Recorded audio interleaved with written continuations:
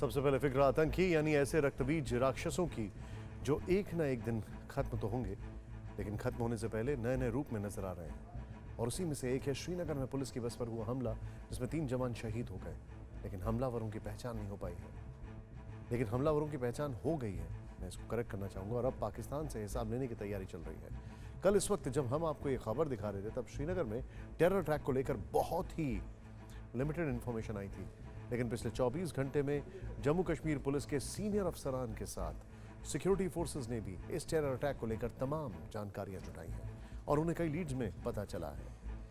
लेकिन चूंकि ये सिक्योरिटी का मामला है, इसीलिए जितनी इंफॉर्मेशन डाइवर्ज की जा सकती है, पुलिस ऑफिसर्स ने वो जानकारी TV9 भारतवर्ष के रिपोर्टर सुमित चौधरी और इरफान कुरैशी के साथ शेयर की है। वैसे अभी तक इस टेरर अटैक को लेकर कुछ बड़ी बातें और चौंकाने वाले खुलासे हुए हैं।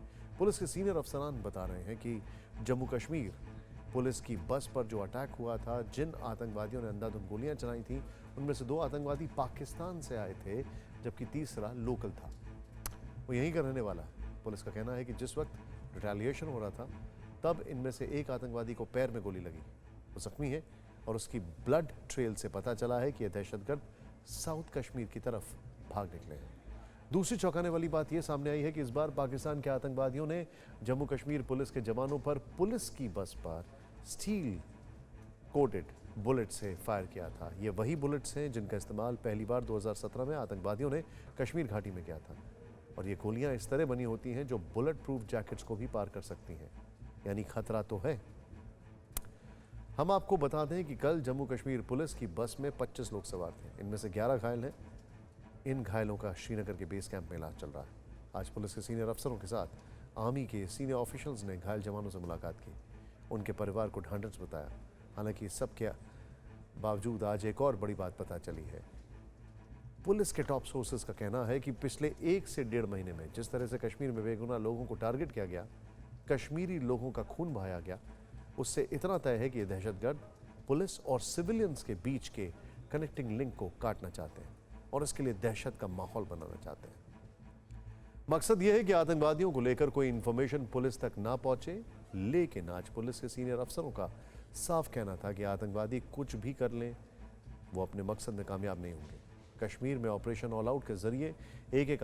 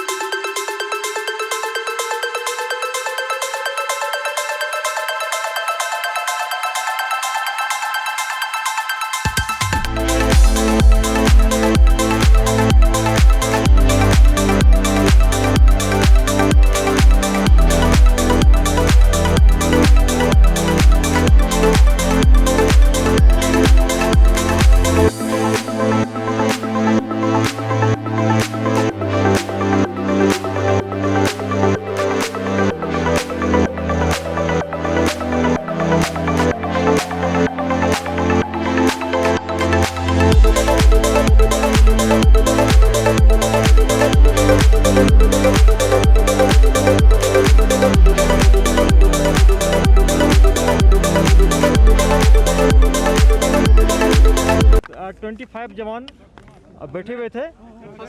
जब कैंप के नज़दीक पहुंचा तो कैंप से 300 मीटर पहले अंधेरा हो चुका था। 3 टेररिस्ट जैश मोहम्मद का, जिसमें 2 फॉरेनर था, 1 लोकल टेररिस्ट था, अंधाधुंध फायरिंग किया, जिसमें हमारे 14 जवान जख्मी हो गए। उसको हम लोग हॉस्पिटल ले गए और 2 हॉस्पिटल में मार्टीरियम को प्राप्त किए, एक आज अर्ली मॉर्निंग मार्टीरियम को प्राप्त किए। इस सब टोटल 3 शहीद हो गए, बाकी आउट ऑफ डेंजर है।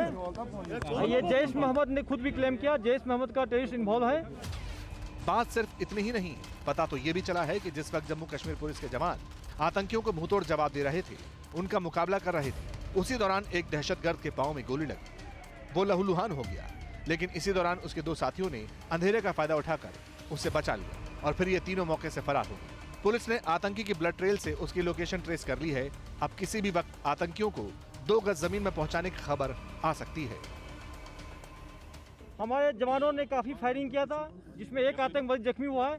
उसका ब्लड स्पॉट काफ़ी दूर तक देखा गया है। ये क्रू से पाम्पोर और तराल तरफ भागने में कामयाब हो गया। उसको हम लोग ट्रैक कर रहे हैं। बहुत जल्दी इस ग्रुप को हम लोग न्यूट्रलाइज कर लेंगे। और सबसे बड़ी बात है कि हमारे जवानों ने इतना अच्छा, उनका मकसद था कि अटैक करके वेपन स्नैचिंग करने का, और हमारे जवान ने रिटेलिएशन बहुत अच्छा से किया। एक वेपन स्नैचिंग नहीं हो पाया। लेकिन सवाल है कि आखिर ये पूरा इलाका था कैसा? आखिर कैसे ये दहशतगर्द मौके से निकलने में कामयाब हो सके? क्या इनकी मदद के लिए कोई पहले से मौजूद था? तो इन सवालों का पता लगाने के लिए दिल्ली से हमारे रिपोर्टर सुमित चौधरी और श्रीनगर में मौजूद इरफान कुरैशी ने बड़ी पड़ताल की। हमारे संवाददाता ने बताया कि पंथा चौक शहर का बाहरी इलाका है और जब यहाँ से श्रीनगर की तरफ एंटर करते हैं तो रास्ता काफी सकरा है, रोड की चौड़ाई कम है। आसपास कई ऐसे रूट्स हैं जिनसे आसानी से जंगलों की तरफ निकला जा सकता है, इसीलिए आतंकियों को एडवांटेज मिला। और बताया जा रहा है कि 6 बजे जब कॉन्वॉय सीधा यहाँ से वापस की तरफ जा रहा था, यानी ये गाड़ियाँ जिस तरफ रुख कर रही हैं उसी तरफ वो कॉन्वॉय भी मूव कर रहा था। खासतौर पे जो बस थी 14 जवानों को ले जाने वाली, उस तरफ मूव कर रही थी जहाँ पर उनका जो मेन कैंप है पुलिस का, जम्मू कश्मीर पुलिस का, उसकी तरफ। और यहाँ पर उसको रोक कर या फिर जब ट्रैफिक स्लो हो गया मोड़ पर, तब उसको अटैक किया। अगर आप देखें कि कांच के टुकड़े हालांकि अब यहाँ पड़े हैं, बस को यहाँ से हटा लिया गया है। लेकिन महत्वपूर्ण ये है कि ऐसे इलाकों को, ऐसी जगहों के अंदर जब सिविलियंस की मूवमेंट होती है तो इनको टारगेट किया जाता है। मैं आपको बता रहा था कि देखिए ये ऐसी जो संकरी गलियां हैं, अक्सर इन्हीं का रास्ता लेकर आतंकी जो है वहां से निकल जाते हैं। फिर आप कह सकते हैं कि आप वहां से आराम से अपनी मूवमेंट कर पाते हैं। हमारी पड़ताल के दौरान पाकिस्तान की कुछ और साजिशें बेनकाब हुई। पता चला कि पाकिस्तान से आए दहशतगर्दों ने इस बार अटैक करने के तरीके में बदलाव किया था। पहले तो सिक्योरिटी फोर्सेस के काफिले को आईईडी से उड़ाने की साजिशें होती थी। विस्फोटक वाले सुसाइड आतंकी तैयार किए जाते थे, लेकिन इस बार स्टील कोटेड बुलेट से हमला किया गया। फॉरेंसिक टीम जो है वो लगातार इन्वेस्टिगेट कर रही है कि आखिरकार किस तरीके से किन कार्ट्रिजेस का इस्तेमाल किया गया, क्योंकि ऐसे शेल से पता लगता है कि कौन सी गन थी। और अगर इन्वेस्टिगेशन हुई और गन पकड़ी गई तो इन्हीं से पता लगेगा कि आखिरकार उसी गन से फायर किया गया था, नहीं किया गया था। और फॉरेंसिक की टीम जो है वो लगातार इन इलाकों की इन्वेस्टिगेट कर रही है। मैं आपको बता रहा था कि किस तरीके से जो है जो आतंकी है उन्होंने इस जगह पर फायर किया और उसके बाद वो आगे निकल गए।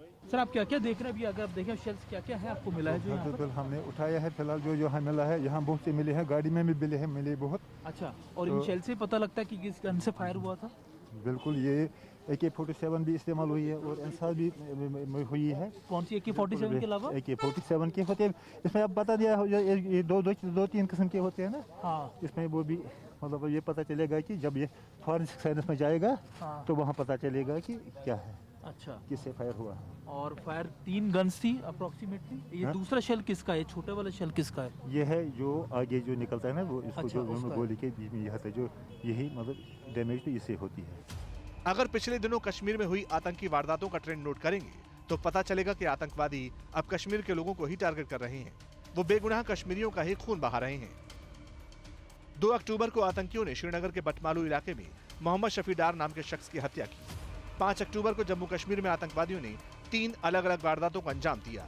इनमें श्रीनगर के मशहूर केमिस्ट मक्खन लाल बिंद्रू का कत्ल भी शामिल था। इसी तरह 7 अक्टूबर को आतंकवादियों ने श्रीनगर में स्कूल में घुसकर फायरिंग की, प्रिंसिपल समेत टीचर को मार डाला। 8 नवंबर को श्रीनगर के ओल्ड सिटी इलाके में एक मुस्लिम सेल्समैन को गोली मार दी। 15 नवंबर को श्रीनगर के ईदगाह इलाके में ग्रेनेड फेंका, जिसमें एक पुलिस वाला और एक सिविलियन घायल हो गया। हमारे डिफेंस रिपोर्टर सुमित चौधरी ने यह भी बताया कि इस वक्त कश्मीर घाटी में करीब 38 पाकिस्तान के आतंकी एक्टिव हैं। उनमें 27 लश्कर के हैं जबकि 11 जैश के हैं। इनमें से भी 4 आतंकी श्रीनगर, 3 कुलगाम, 10 पुलवामा, 10 बारामूला और 11 आतंकी कश्मीर के दूसरे इलाकों में बताए जा रहे हैं। अब इन्हीं को ढूंढ कर इनके अंजाम तक पहुंचाने की तैयारी हो रही है। कश्मीर में लगातार ना सिर्फ आतंकी वारदातें बहुत ज़्यादा कम हुई, यानी 2018 के मुकाबले महज 2021 में ये वारदातें 121 तक रह गई। और सबसे बड़ी बात रही कि फॉरेन टेररिस्ट को सबसे ज़्यादा न्यूट्रलाइज किया गया। पिछले अक्टूबर महीने में जितना ज़्यादा, अक्टूबर से नवंबर में जितने ज़्यादा आम लोगों पर हमले किए गए, उसके बाद फोर्सेस ने अपना ऑपरेशन इंसाफ या कई ऐसे बड़े ऑपरेशन चलाए जिसमें इन फॉरेन टेररिस्ट को न्यूट्रलाइज किया गया। हमारे रिपोर्टर सुमित और इरफान कुरैशी लगातार ग्राउंड से रिपोर्ट भेज रहे हैं। पता यह भी चला है कि आज सिक्योरिटी फोर्सेस ने पुंछ के रजौरी सेक्टर में एक और पाकिस्तानी आतंकी को ढेर कर दिया। अबू जरारा नाम का यह आतंकी बड़े आतंकी हमले की फिराक में था।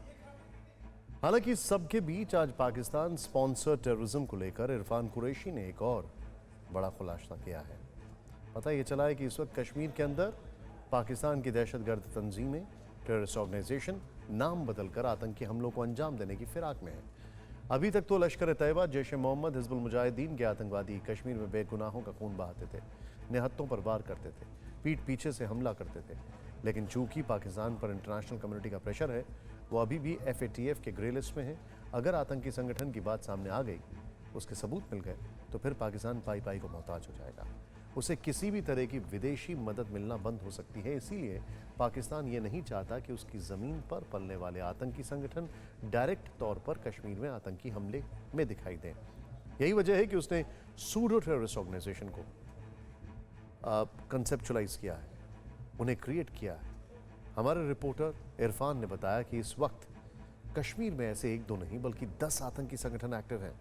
पता ये चला है कि कश्मीर के अलग अलग जिलों में लश्कर तैयबा, हिजबुल मुजाहिदीन, जैश ए मोहम्मद, हरकतुल मुजाहिदीन, अल बद्र जैसे आतंकी संगठनों की जगह अब United Liberation Front, the Resistance Front, Lashkar e Mustafa, People's Anti Fascist Front, Ghaznavi force, Kashmir Liberation Warriors, Tehreek e Millat Islami, मुस्लिम जांबाज फोर्स और अंसार उल गज़वतुल हिंद जैसे आतंकी संगठन मौजूद हैं।